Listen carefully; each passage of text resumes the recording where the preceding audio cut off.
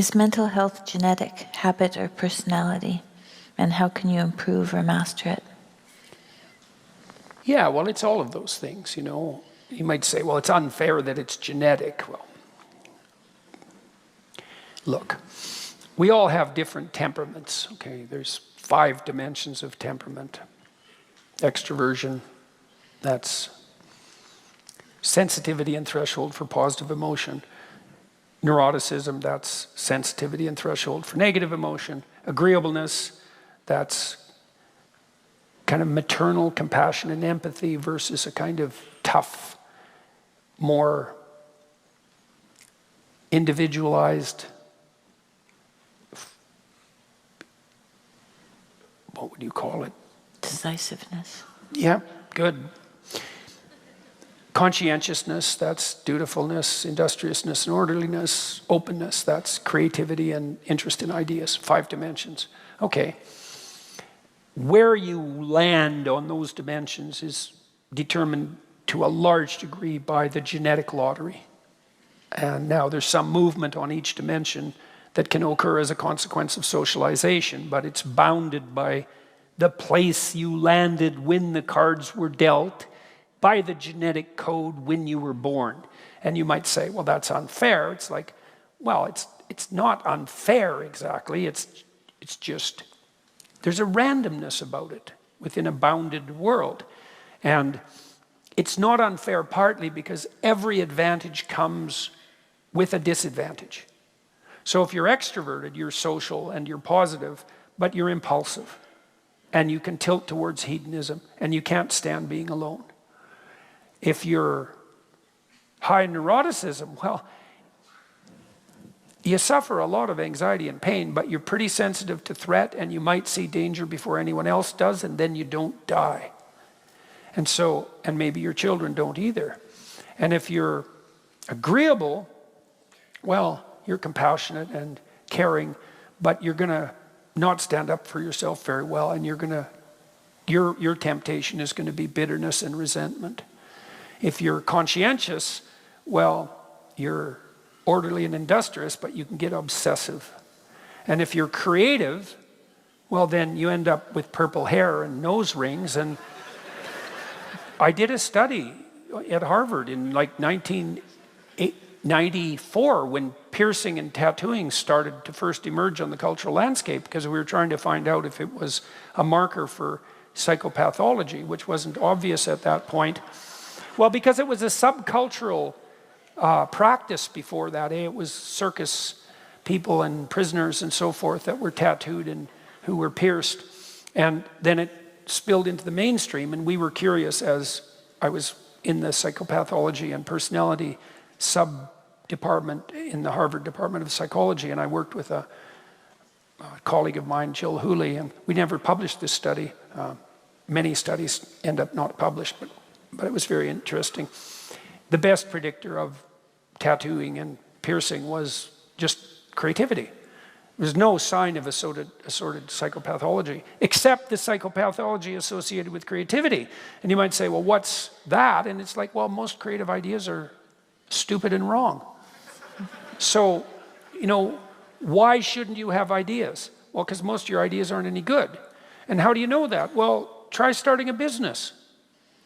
The probability that you're going to fail is extremely high. Most people who end up with a successful business have failed multiple times because it's very hard to figure out what the market needs this moment. It's really hard, and so you'll flail around trying to hit that target. And if you're creative, you're going to come up with a lot of ideas, but that doesn't mean they're good. And even if they are good, doesn't mean they'll work. And so most people, because most people aren't creative, by the way, they're not even a little bit creative, and that's because creativity is a high-risk, high-return strategy. And if you win, you can win big, but the probability that you lose is pretty damn high. Hardly anybody makes any money from a book, and it's really hard to write a book. And like, how many books have you written? None. And how many successful books have you written? And, you know, like there's a 1 in 100 chance maybe that you've written a book. I doubt if it's that high. Like actually written and published a book. It's probably more like 1 in 1,000. And then 99.9% of books sell less than 200 copies. So you got a 1 in a million chance at best of writing a book that is going to be successful. You know, and you might ask, well, then why bother? And the answer is, well, most people don't. That's how they solve that problem. Just don't do that, and then you won't fail. And most of you probably haven't written a symphony, or even a song, or a play, and you probably don't dance, but some of you do, but I doubt if you've ever generated a truly original dance, except by accident, and then generally people will just laugh about that. So we studied creative achievement across a wide range of people. We had developed a 13 domain scale with 8 levels of competence in each domain. So on the musical front, it would be, you know, I have no training or interest in this area. You know, I've written original compositions that have been played internationally by major musicians. And you sum across all 13 domains, and the median score, which is the most typical score, is 0, and 70% of people score 0. And the next most common score is 1. And that's like, now you got 80% of people. Okay, what's my point?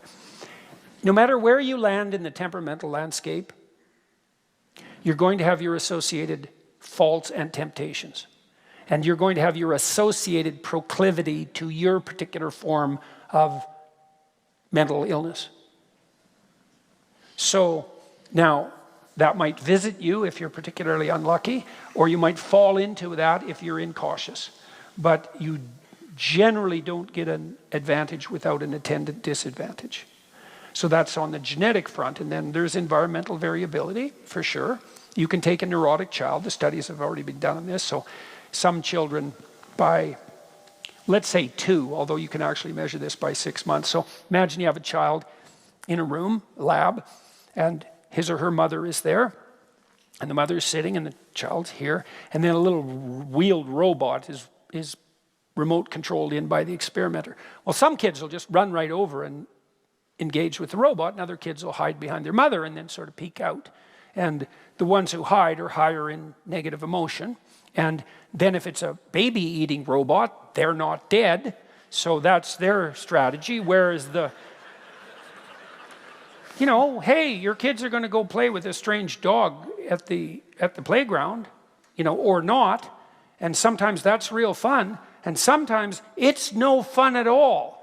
And sometimes it's the, you know, kid who's hiding behind his mother's legs that doesn't have his face torn off by the pit bull. So there's variability for a reason, you know, and then the more neurosis prone, the more kids more prone to negative emotion, they're going to suffer from a higher proclivity for depression and anxiety later in their life, and that's the price they pay for their threat sensitivity. But if you take those kids and you really encourage them to explore voluntarily instead of facilitating their proclivity to hide themselves, you can tilt them up into the normal range for negative emotion. And those studies have already been done. And so you're never going to take a kid who's really high in trait neuroticism and make them as low in trait neuroticism as someone, you know, at the 99.9th percentile genetically. You just can't. And maybe you could do it if you did nothing else than train that child like 12 hours a day for 10 years. But you can shift people a fair bit. And if you're introverted, you can learn extroverted skills. And if you're agreeable, you can learn to stand up for yourself. And if you're unconscientious, you can learn to discipline yourself, although that's a tricky one. Because you usually don't have the discipline to discipline yourself if you're unconscientious. So, and then in terms of habit, well, you become what you practice. And so if you're high in neuroticism, it's going to take a lot of practice to get you all calmed down. But that's what you do in psychotherapy with people all the time, because a large number of people who are in therapy have higher than average levels of negative emotion, and you help them become stronger. And the way you do that is by strategizing with them and encouraging them to confront the things that they're afraid of and avoiding, and they become more able and more courageous as a consequence of doing so. And you can shift people quite a lot doing that, and that's what you do when you learn, and that's how you teach kids, and it's the universal mechanism of adaptation, and you try to speed that up in psychotherapy, and you can do that for yourself, you know, like this is a really useful, what would you call it, ritual, routine. So, look, you've got a goal, and you'll see that as you progress towards the goal, there'll be obstacles that emerge, and some of them you don't want to confront. You're going to shy away from them, you know. So maybe I have a client, and they're being tyrannized at work, and they need to get another job. And to do that, they have to put their CV in order, and they're embarrassed about their CV, and they don't even want to open the file on their computer that contains their CV, which they haven't looked at for 10 years, and which contains nothing but a record of their dismal failures in the past, as far as they're concerned. And that's a box that's locked, that's Pandora's box with a dragon in it, and they don't want to go anywhere near it. And no wonder, you know. But if they're going to get another job, well, unless they get their resume together, they're stuck under the thumb of their local tyrant, and that's not a good deal. And so often what you do with someone like that is you say, just print your resume. Don't even look at the bloody thing. Just print it, turn it upside down, put it in an envelope, and bring it to the session the next week. And then the person will come back and say, you know, that task that we agreed on, because you have to agree on these things, I didn't do it. I couldn't even sit at the computer. And so then you say, well, do you think this week you could just sit at the computer and think about opening your resume? And they might say, yes. And then they come back the next week and said, you know, I didn't even sit at the computer and think about my resume. So then you say, okay, we'll do it right now. Okay, close your eyes. Okay, now, imagine your computer. Bring it to mind as vividly as you can. All right, now, imagine you're walking into your room, and now the goal is to sit at your computer. So now why don't you tell me what happens? So imagine your office. Okay, now you're walking in. Now tell me what happens. You're going to walk towards your computer. Just describe it. First I sit down. Okay, and how are you feeling? Relaxed. Oh, well, you're not much help in this particular example. No, you mean terrified out of your skull. Oh, you want me to be terrified? Yeah. Oh, okay. Okay. You didn't say that. She's not very high in neuroticism, by the way. As you can tell, because she's married to me.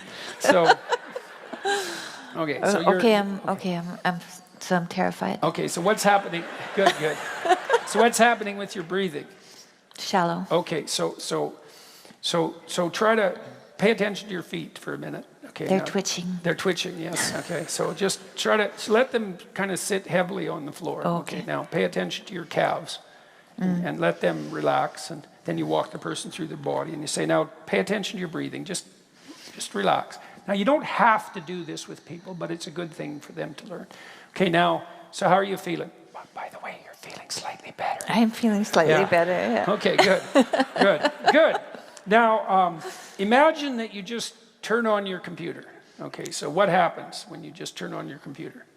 You get more nervous. I shallow breathe. Yeah, okay. So now you get the point, and then you walk the person through turning on their computer and then opening up the dread folder and then reading the title of the horrible dragon resume and then maybe opening it. And then you say, that's good enough for this week. And then maybe the person can go home and just open their damn resume. And then maybe they can print it out and bring it to you. And then maybe you can go through the sub-reptiles one by one, you know, and clean out the snakes. It's like, well, what were you doing between 2011 and 2013? And the answer is, that is the last thing that I want to discuss with anyone, right? So there's a lacuna, there's a hole in the account, in the autobiographical account, and chaos itself is looking through that with all that disorder and shame and malevolence lurking in the background, and no one wants to look at that. You think, well, you didn't do a very good job between 2012 and 2013, and you've got a hole in your record, and we right, and we need to do something about that now. And so, you know, how do we address that so that you have a coherent account of yourself? And look, this could take a good while, right, to put that all back together. That's your whole past, to put that together in a manner that you could confidently bring forward to a new potential employer, but it's worth it if you escape from tyranny and you now have a coherent account of yourself and you've atoned for your past inadequacies, let's say, and you're ready to move forward. And partly what you do in therapy and partly what you should do with yourself is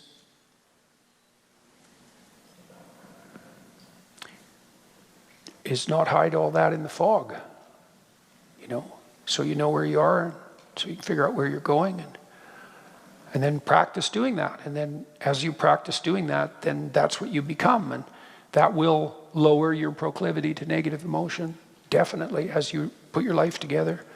That's why it's useful to order your room. Chaotic room makes you anxious. Why? Too many pathways, man.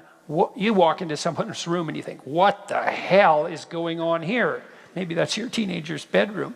And you've pretty much summed it up in the question. It's like, yeah, it's a little slice of hell in that room, you know? And how do you feel when you're there? Like you'd rather be anywhere else. And no wonder, because everything in the room is broadcasting chaos and disorder at you. And so that's another thing I used to do with my clients, typical behavioral maneuver, which is, if you're anxious, organize your surroundings a bit. You know, simplify, declutter, organize bit by bit. Order, habitable order. The habitable order that is good. All of that. It's a recreation of the original Eden, metaphysically speaking. And you can do that very practically, and then you practice that, and that'll sort you out. You know, assuming you're not physically ill. And even then, sometimes, you know, to the degree you can get yourself, right together, Yeah. you know, bit by bit, you'll even push physical illness into abeyance, not least because you decrease your stress response, and that's fight or flight, and fight or flight stress responses inhibit your immune system. And so if you're always in the state of chaos, your immune system is suppressed and you're far more likely to become ill.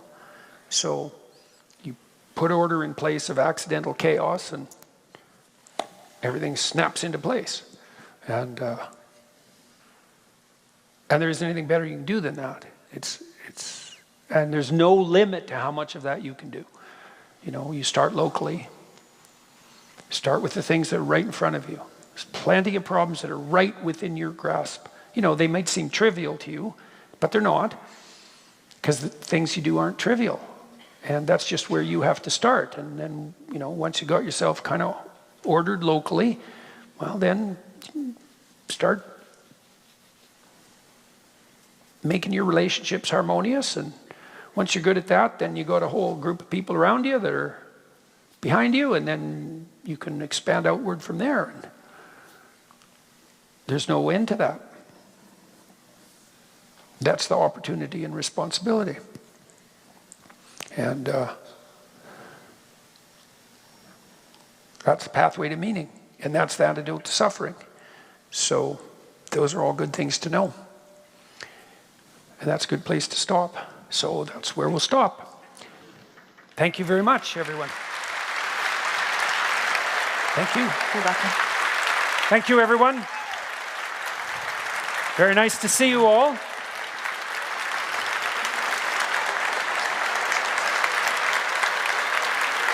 Thank you. Good night, everyone. Pleasure to be here. Thank you. Thank you, Tim. You're welcome. Good night, everyone.